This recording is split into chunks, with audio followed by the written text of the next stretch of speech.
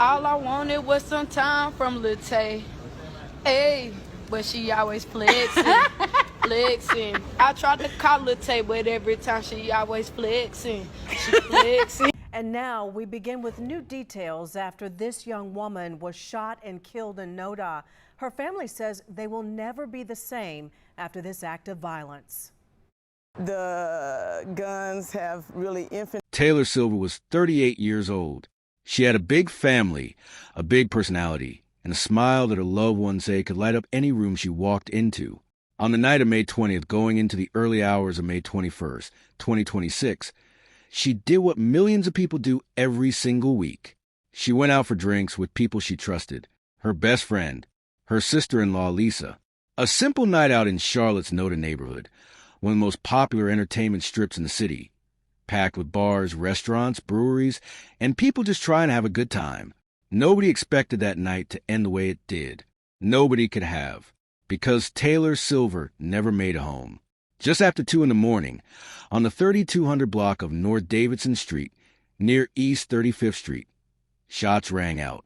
When Charlotte-Mecklenburg Police officers arrived, they found Taylor suffering from a gunshot wound. Emergency responders rushed her to Atrium Health Carolina's medical center. And despite everything the doctors tried to do, Taylor did not survive. She was pronounced dead, and a family that loved her more than words can describe was shattered overnight. And the worst part? This whole thing started over nothing.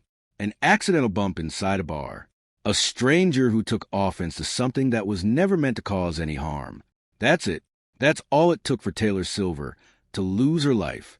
But we're going to get into all of that because this story deserves to be told the right way. And Taylor deserves more than just a headline. Before we go any further, if you are new here, welcome to Shadow Crime. And if you've been rocking with us, you already know what it is. But I need you to do something real quick. Hit that like button, subscribe to the channel, and make sure you click that bell icon so you never miss when we drop a new video. These stories matter. These victims matter. And the only way we keep telling them is if you keep showing up. Now, let's get back to Taylor. Taylor Sylver was originally from New York. People who knew her called her Tay. She was described by everyone around her as the life of the party. Not in a loud, chaotic way, but in the way where her energy just made people feel good. Her brother Morris said she was happy, beautiful, goofy, and kind. Her cousin Renee Phillips called her vibrant, energetic, and friendly.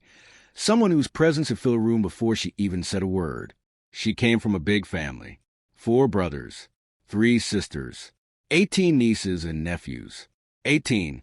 That tells you everything you need to know about the kind of woman Taylor was. The kind people build families around, the kind people lean on, the kind you don't replace. She was a glue. And now we begin with new details after this young woman was shot and killed in NoDa. Her family says they will never be the same after this act of violence. The guns have really infiltrated our community, and it has touched our homes now, our family. Channel 9's Eli Brand spoke to a relative today who says she hopes that her cousin's death, despite the pain, will inspire change. And that woman we spoke with says she is still heartbroken over her family member's death, but she does hope that something good can come of this. She was super friendly. She was fun.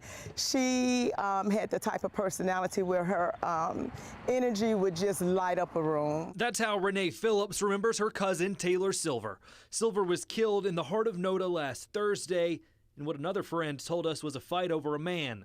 Phillips says that shock is still rocking her family. It is a shock, and a plethora of things goes through my mind.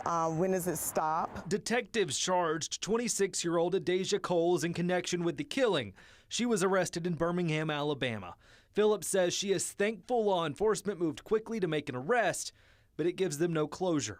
Her hope is that her cousin's death stops others from committing violence. The guns have really infiltrated our community, and it has touched our homes now, our family. And we are at a devastating loss. The community is at a loss. And while the family will never fully heal, they say they'll remember Sylver's smile and her ability to make them feel happiness when she was around. Vibrant young lady, just fun and loving and friendly. We are still waiting on Coles to be extradited. As soon as she is brought back to Mecklenburg County, we'll be sure to let you know. Reporting in NoDa, I'm lled Brand, Channel 9 Eyewitness News. Now let me paint a picture of that night for you, because I really need you to understand how ordinary this evening was supposed to be. Taylor wasn't out there doing anything reckless. She was in the wrong place at the wrong time because of bad decisions. She was out with her best friend and her sister-in-law, Lisa, two people she trusted, just unwinding for the night in NoDa. That's it. That's the whole story of why she was there. A woman enjoying her evening with people she loved. At some point inside the bar, something happened that nobody planned for. Taylor accidentally brushed against a woman named Adaysia Yahel Coles. That's it. An accidental bump. The kind of thing that happens in crowded bars every single night across this country. The kind of thing most people shake off without a second thought. But Coles didn't shake it off. And here's the part that really gets me. Because when Coles reacted, Taylor and Lisa didn't escalate. They did the opposite. According to Taylor's brother Morris, Lisa stepped in immediately and tried to calm the situation down. They picked Coles' purse up off the floor when it dropped and handed it back to her. They told her they didn't want any trouble. They tried to de-escalate a situation they didn't even start. These two women genuinely tried to keep the peace. Think about that for a second. You accidentally bump into someone. That person gets aggressive. And instead of matching that energy, you pick up their purse and hand it back to them. You tell them you don't want to fight. What more can you do? What more should anyone have to do? Morris made it very clear in an emotional post he put out after his sister's death. Taylor was not arguing over any man. That narrative started circulating online almost immediately after the shooting, and the family had to come out and correct it publicly while they were still grieving. The confrontation had nothing to do with a man. These two women had never even met before that night. It was a stranger, a complete stranger who crossed paths with Taylor for the first time in her life, and decided that an accidental bump was worth taking someone's life over. After the argument, both women left the bar. And this is the moment where everything shifts, because what Coles did next wasn't a reaction anymore. It was a decision, a calculated, deliberate decision. She walked her car. She got in. She had time to think. She had time to drive away and let it go. Instead, she pulled her vehicle up alongside Taylor as Taylor was walking her own car, just trying to leave, just trying to go home, and she opened fire. Taylor was shot in the chest and collapsed on North Davidson Street, while the city of Charlotte slept around her. This wasn't a fight that got out of hand. This was an execution. One was murdered in a popular Charlotte neighborhood. Charlotte-Mecklenburg Police say 38-year-old Taylor Sylver was shot last Thursday morning along North Davidson Street in Charlotte's NoDa community. Her family now trying to make sense of the violence. And WBTV's Katie Solt is live from Charlotte-Mecklenburg Police headquarters in Uptown Charlotte tonight. So, Katie, you spoke with the family today. What did they have to say to you? They tell me Taylor still had so much life to live, and they say this shooting simply didn't need to happen. And even though there's been an arrest, Taylor's cousin is calling for an end to violence. She's absolutely more than a headline. Taylor is, she was a vibrant, energetic, very friendly young lady, full of life. Renee Phillips is holding on to the happy memories of her cousin, Taylor Sylver. We spent summers together. When we got, my side of the family got older, then we started to travel to New York. There wasn't a summer or a holiday that we did not see each other. Phillips is also remembering Taylor's zest for life. Very outgoing and friendly. She did not meet a stranger. When she entered a room, her smile would just vibrate the room. She was full of energy and she was very compassionate. That smile now gone after police say Taylor was shot and killed early last Thursday morning. I didn't believe it. Well, it was hard to process. It was something that was hard to process. Investigators arrested 26-year-old Adaysia Coles in Alabama last week. Phillips relieved there was an arrest, but says this never needed to happen. At this point, the why really is irrelevant. It was an impulsive, senseless decision that someone made. And here we are yet again where gun violence has plagued our communities and across the city. Of the 33 listed homicides on the CMPD database for the year, 4, including Taylor's, stemmed from an argument. Phillips says something needs to change before another family loses someone they love. It is our responsibility to police ourselves and know how we handle conflict. Look ourselves in the mirror and from there teach the next person. Each one, teach one. And as of last check, Coles has not yet been extradited back here to Mecklenburg County. Live in Uptown Charlotte, Katie Solt, WBTV, on your side. All right, thanks, Katie. Now, when officers arrived on the scene, North Davidson Street was shut down. The whole strip, that same lively entertainment district that had been full of people just hours earlier, was now a crime scene. Detectives move fast, and I mean fast, because here's where the investigation gets interesting and, honestly, where law enforcement deserves some credit. Inside that bar, there were surveillance cameras, and those cameras caught everything. CMPD pulled that footage and were able to identify Adaysia Coles as the suspect almost immediately.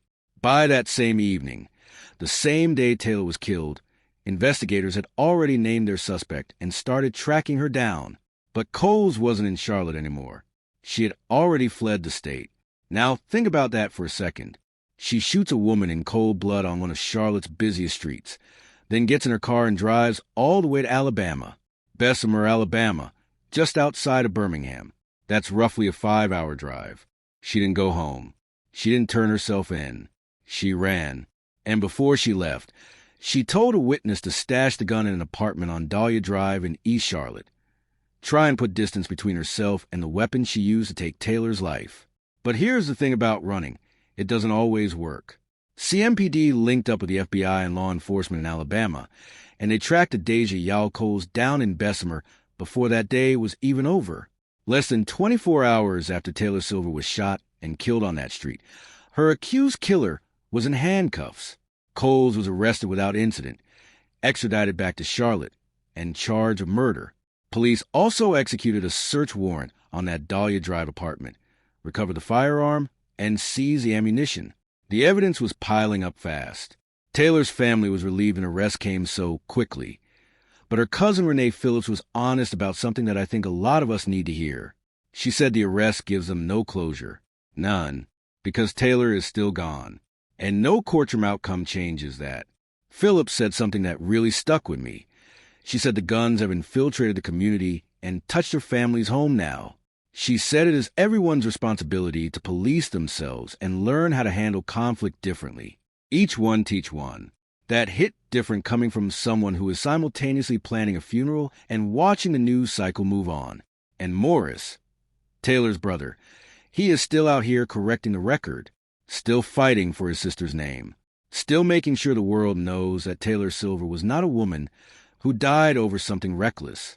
She was a woman who went out for a quiet night, tried to keep the peace with a stranger, and was hunted down in a parking lot for it. So let me ask you something, and I really want you to sit with this.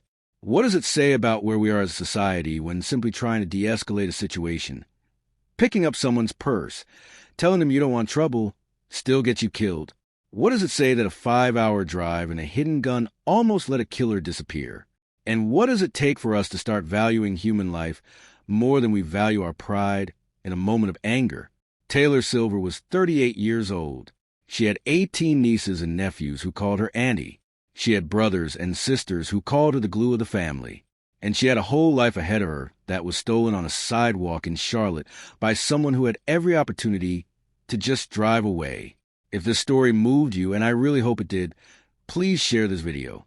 Leave a comment below and tell me what you think about this case. Like this video, subscribe to Shadow Crime, and hit that bell icon if you haven't already.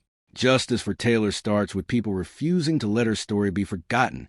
We'll see you on the next one.